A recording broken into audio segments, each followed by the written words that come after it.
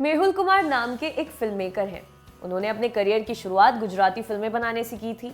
आगे उन्होंने राजकुमार के साथ मरते दम तक और जंगबाज जैसी सफल फिल्में बनाई।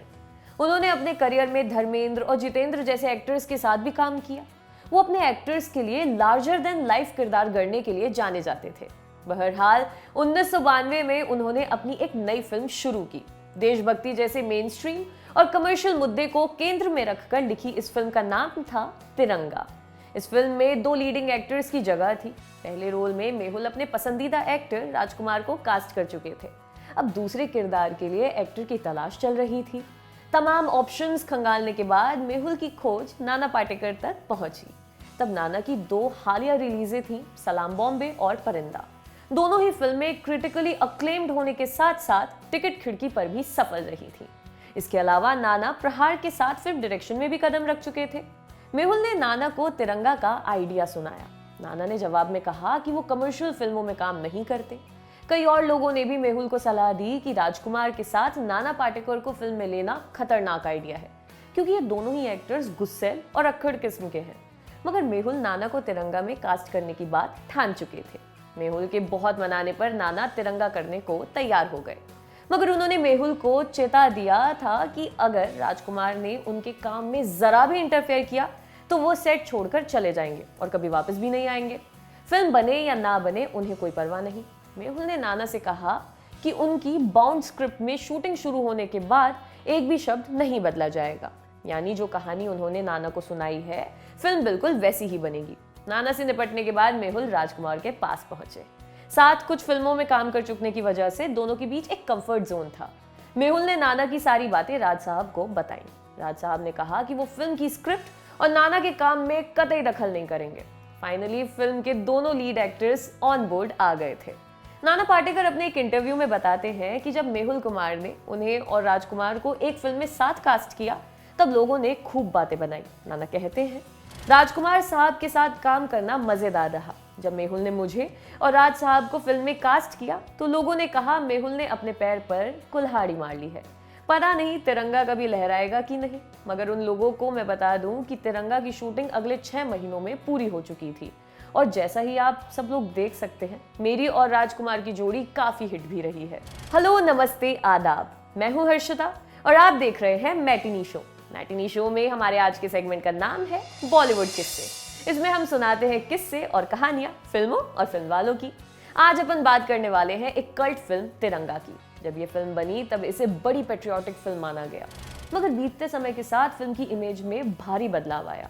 अनेकों बार टीवी पर आने वाली इस फिल्म को अब मजे और हंसने के लिए देखा जाता है। एक चीज जिसने तब भी इस फिल्म के फेवर में काम किया था और आज भी करती है, वो है राजकुमार के डायलॉग्स। न तलवार की धार से न गोलियों की बौछार से, बंदा डरता है तो सिर्फ परवरदिगार से। ऐसे डायलॉग्स आपको तिरंगा समेत उस दौर की कई हिंदी फिल्मों में सुनने को मिल जाएंगे, मगर राजकुमार वाली डायलॉग डिलीवरी सिर्फ तिरंगा में ही मिलेगी। आज के समय में पुरानी फिल्मों की सफलता को मापने का एक ही पैमाना है, वो ये कि फिल्म पॉप कल्चर का कितना अहम हिस्सा है। इस मामले में तिरंगा सारे रिकॉर्ड्स तोड़ती नजर आती है। इस फिल्म के कई सीन्स और डायलॉग्स मीम की भेंट चढ़ चुके हैं, जैसे ये मीम जो आपको अभी स्क्रीन पर नजर आ रहा है।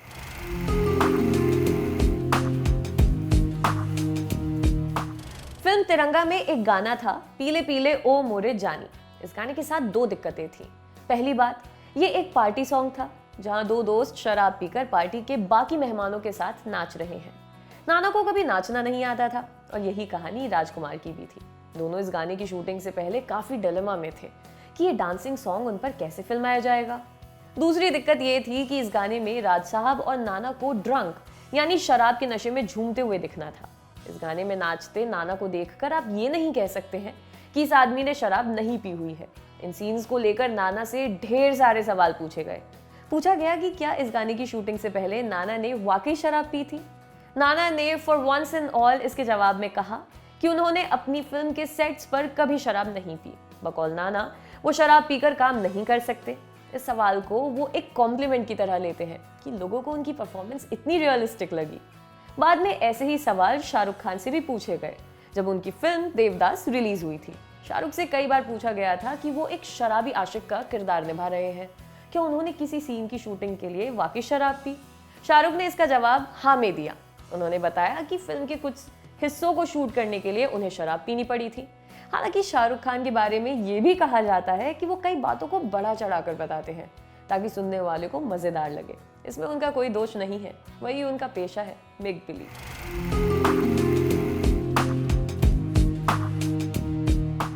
अच्छा, आपको तिरंगा का वो भयानक सा दिखने वाला विलन गुंडा स्वामी याद है, जो बिना किसी मजबूत वजह के भारत को मिसाइल से तबाह कर देना चाहता था?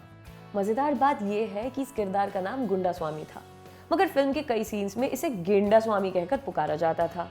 इस किरदार को निभाया था एक्टर दीपक शिर्के ने। सिनेमा के जानकार लोगों का मानना है कि जितना मजबूत किसी फिल्म का विलन होगा, फिल्म का हीरो उतना ज्यादा स्ट्रॉन्ग दिखेगा। तिरंगा के डायरेक्टर मेहुल कुमार ने इस बात को फिजिकल लेवल पर ले लिया। उन्होंने राजकुमार के सामने दीपक शिर्के को खड़ा कर दिया, खतरनाक सा दिखने वाला विलन जिसकी आवाज सुनकर लगता था कि वो ब्रिगेडियर सूर्यदेव सिंह की खटिया खड़ी कर देगा। मगर ब्रिगेडियर ने फ्यूज कंडक्टर निकालकर मजमा लूट लिया। फिल्म का एक सीन है जिसमें गुंडा स्वामी डीआईजी बने सुरेश ओबरॉय का कत्ल करता है। ये सीन हिंदी सिनेमा के सबसे अजीबोगरीब सीन्स की लिस्ट में से एक है। इस मर्डर सीन में गुंडा स्वामी का किरदार घोड़े पर हेलमेट लगाकर बैठा नजर आता है। एक इंटरव्यू में दीपक शिर्के के इस सीन के बारे में पूछा गया कि इसके पीछे की कहानी क्या है। दीपक ने बताया कि उस सीन में वो थे ही नहीं, ये सीन उनके बॉडी डबल ने शूट किया था। शायद इसलिए क्योंकि दीपक घोड़े पर बैठने को लेकर बहुत श्योर नहीं थे। उनके बॉडी डबल की शक्ल छुपाने के लिए उसे हेलमेट पहना दिया गया, मगर उस सीन में आवाज दीपक की ही इस्तेमाल की गई।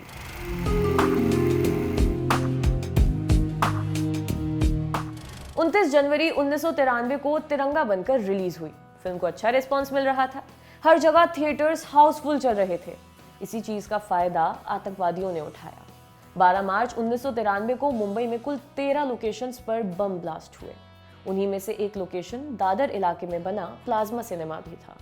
इस सिनेमा हॉल में तिरंगा का हाउसफुल शो चल रहा था। दोपहर 3:13 वहां एक धमाका हुआ। बताया जाता है कि तब उस सिंगल स्क्रीन थिएटर में कुल 881 लोग मौजूद थे।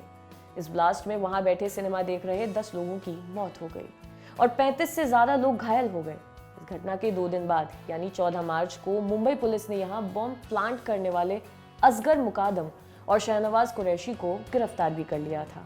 19 जुलाई 2007 को इन दोनों को सजाए मौत दे दी गई। इस घटना का जिक्र 1993 बॉम्ब ब्लास्ट पर बनी अनुराग कश्यप की फिल्म ब्लैक फ्राइडे में भी आता है। फिल्म में बताया गया है कि असगर इस ब्लास्ट का षड्यंत्र रचने वाले टाइगर मेनन का सेक्रेटरी था।